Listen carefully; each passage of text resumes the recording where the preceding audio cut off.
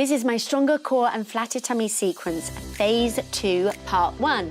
So this video sequence is just 10 minutes long and it focuses on building the strength and establishing tone in your deep innermost muscles and also the size of the waist. So we're really progressing you from phase 1. And remember, you'll need your soft core training ball for this sequence. Let's get started. The first exercise we're going to do is the front thigh stretch.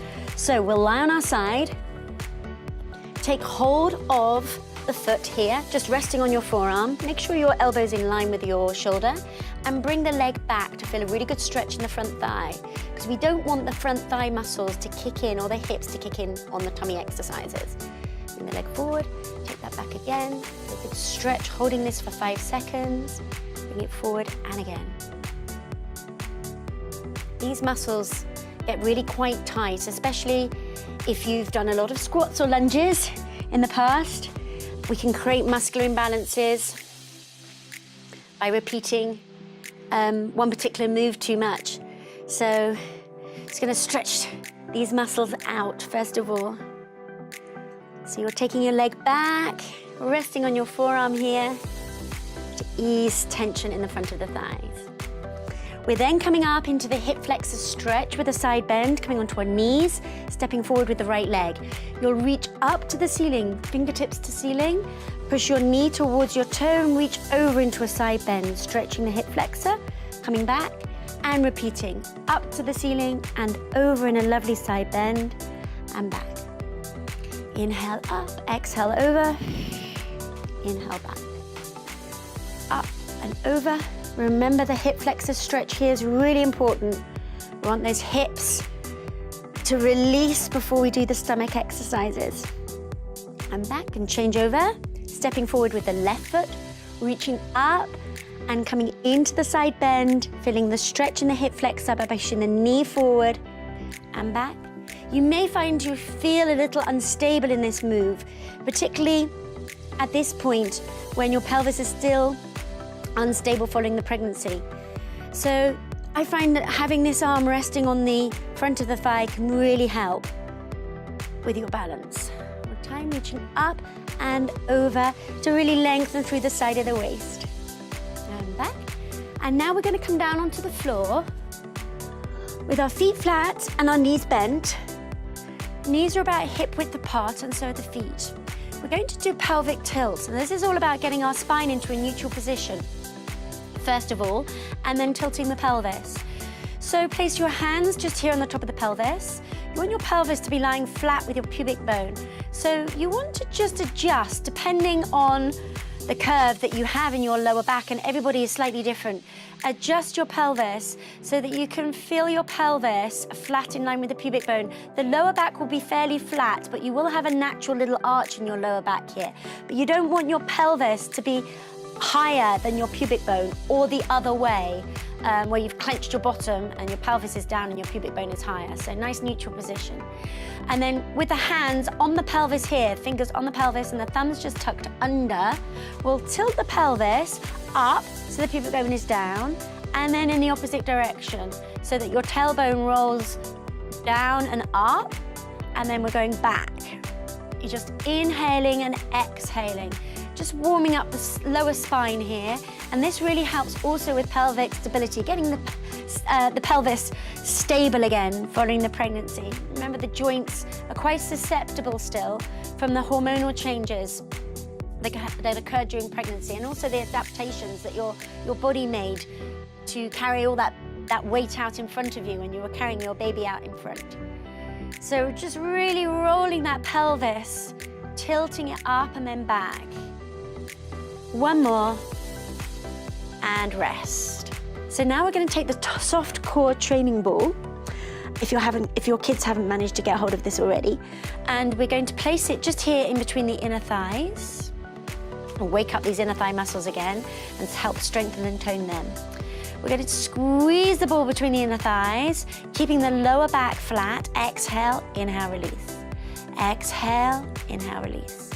Exhale, inhale, release.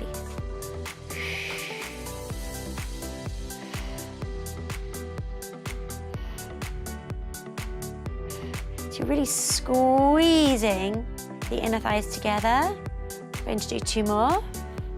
1 more, and then we're going to hold the squeeze, and we're just going to pulse.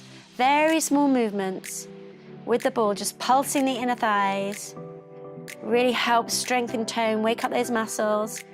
At the same time, we need to get the breathing correct. So you exhale, lift up gently and softly the pelvic floor, drawing down the belly button as you squeeze the ball.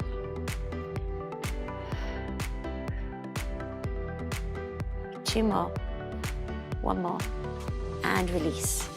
Taking the ball away, we're going to come up safely. We're going to come into the head lift now, taking the legs straight, and then taking one hand behind the back of your head, or just resting here at the side of the head by the ear.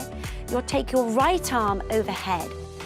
You want to inhale, just relax the tummy muscles. Remember, expanding the rib cage. And then as you exhale, lift your right leg and your right arm. So it's same arm, same leg. And then inhale, relax back down. Exhale. Now you're taking your legs slightly out towards the side, just to recruit slightly different muscle fibers. You exhale, inhale. So remember that breathing pattern is so important to get the breathing at the right time as that you engage in your stomach muscles. Exhale, inhale, arm overhead. Do this with slow, controlled movement. 2 more, making sure that lower back stays fairly flat and your ribs stay relaxed to avoid flaring out the ribs. And then changing sides, left arm comes overhead. Exhale, inhale.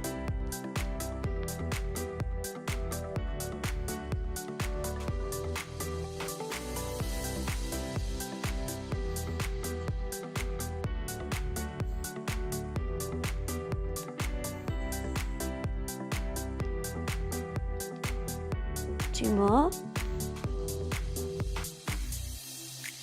And release. Now we're going to go into the side twist. We're going to come up safely, bending the knees, rolling over onto one side. Remember to keep it safe for any diastasis recti. You want to avoid jackknifing off the floor. Coming to a seated position with the feet flat and the knees bent. Bring the arms in front of you here.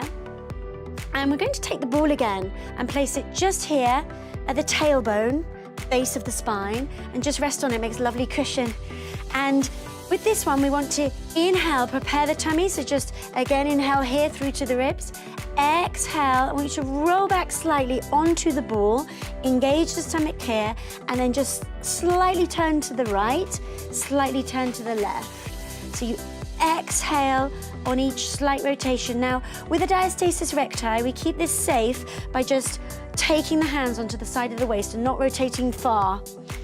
If you have healed your diastasis recti, then we can go a little bit further with the movement. Okay, a little bit further round, taking the elbows right round, but make sure you're holding your hands together here, and the movement all comes from the waist, and you're keeping that tension in the lower part of the tummy. Do 2 more, 1 more, each side. And then coming up, make sure the ball doesn't pop out, and then rolling back down again. We're going to do 1 to each side, and then inhale, come up. Exhale, 1 to each side, inhale, come up. Exhale, inhale, come up. Exhale, inhale, come up. Exhale, tension in the lower part of the stomach. 1 more. And relax. So well done for completing your stronger core and flatter tummy sequence. Phase 2, part 1. I'll see you for part 2.